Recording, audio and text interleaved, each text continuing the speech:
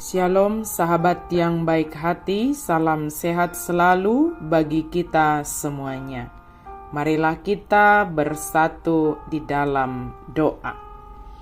Allah Bapa dalam Yesus Kristus, terima kasih Tuhan untuk segala kebaikan-Mu dalam kehidupan kami. Kami boleh ada sampai saat ini Tuhan karena penyertaan-Mu. Dan saat kami merenungkan firman-Mu Tuhan, kami hanya mau bergantung kepada Tuhan saja.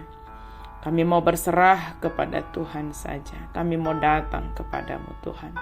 Dalam nama Yesus kami berdoa dan bersyukur. Amin.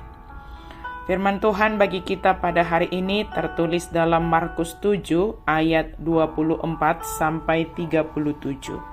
Kita baca secara lengkap di tempat kita masing-masing. Saya baca ayat 36 dan 37. Yesus berpesan kepada orang-orang yang ada di situ supaya jangan menceritakannya kepada siapapun juga. Tetapi makin dilarangnya mereka, makin luas mereka memberitakannya.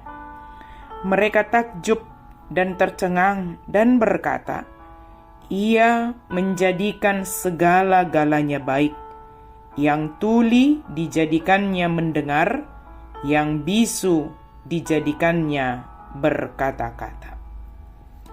Yesus menjadikan segala-galanya baik. Sahabat yang baik hati, pada hari Minggu ini kita merenungkan firman Tuhan, bagaimana Yesus menjadikan segala-galanya baik, yang berangkat dari nas firman Tuhan 2 perikop. Kesempurnaan kesembuhan yang datang dari Yesus nyata bagi kita melalui firman Tuhan hari ini. Yesus menyembuhkan anak perempuan Sirofenisia dan menyembuhkan seorang yang tuli dan gagap. Dalam perjalanan pelayanan yang dikerjakan Yesus berusaha melakukannya dengan cara bagaimana supaya tidak banyak orang yang mengetahuinya. Dia sembunyi-sembunyi begitu. Tetapi seorang perempuan Sirofenisia yang memiliki seorang anak perempuan yang kerasukan roh jahat datang menemui Yesus. Dia datang dan tersungkur di hadapan Yesus. Jika kita menghadapi pergumulan seperti perempuan Sirofenisia ini, marilah kita datang kepada Yesus dengan iman percaya kita dan dengan kerendahan hati meminta kepada Yesus.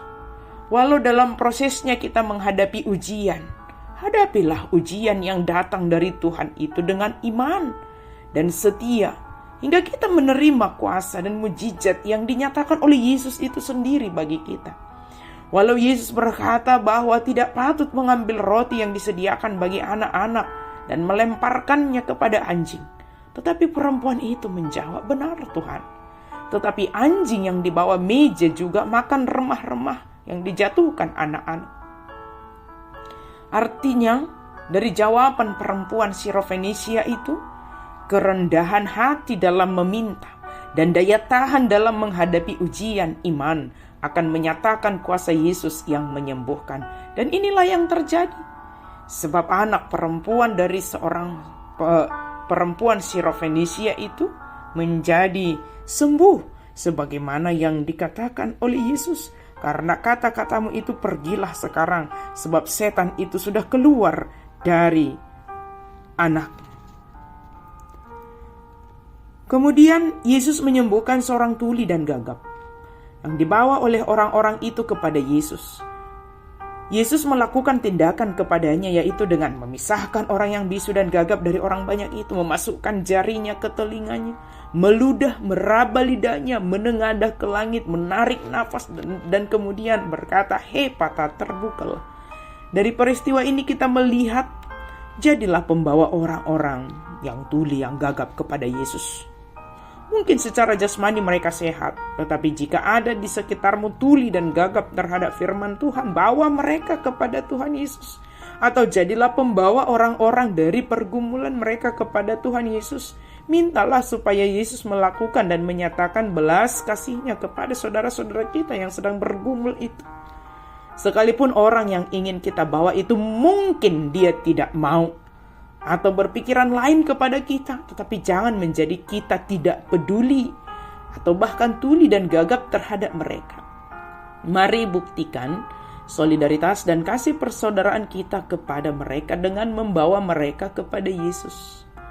Penyembuhan yang dilakukan oleh Yesus sungguh sempurna. Dan itulah sebabnya dikatakan bahwa Yesus menjadikan segala-galanya baik.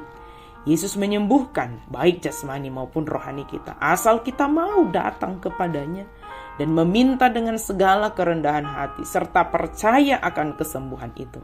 Penyembuhan itu dapat dilakukan seperti kepada anak perempuan Sirofenisia dan juga dapat dilakukan seperti kepada orang yang tuli dan gagap itu. Tetapi satu yang pasti, sumber kesembuhan itu adalah Yesus Kristus. Apapun masalah kita yang sedang kita pergumulkan, datanglah pertama kepada Yesus dan serahkan segalanya kepada Yesus sebab Dia berkuasa.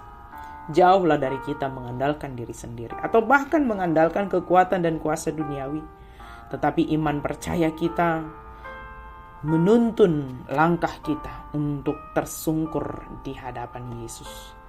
Jika perempuan kafir itu dan bahkan orang yang tinggal di daerah kafir itu mau datang kepada Yesus, tentu bagaimana kita orang yang percaya ini datang kepada Yesus dan membuat Yesus menjadi prioritas utama kita, tempat kita bergantung dalam menghadapi segala sesuatu.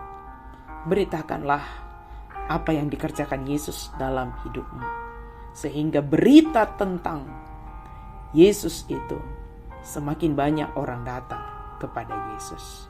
Amin, mari kita berdoa. Terima kasih Tuhan untuk firman-Mu. Engkau membuat segala-galanya baik ya Tuhan.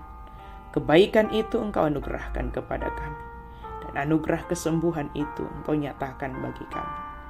Dari segala pergumulan kami Tuhan. Dari segala sakit penyakit kami Tuhan. Kami mau datang kepada Yesus. Karena kami percaya Tuhan, Engkau menolong kami menghadapi segala keadaan itu. Engkaulah tempat kami bergantung ya Tuhan. Dalam nama Yesus kami berdoa dan bersyukur. Amin.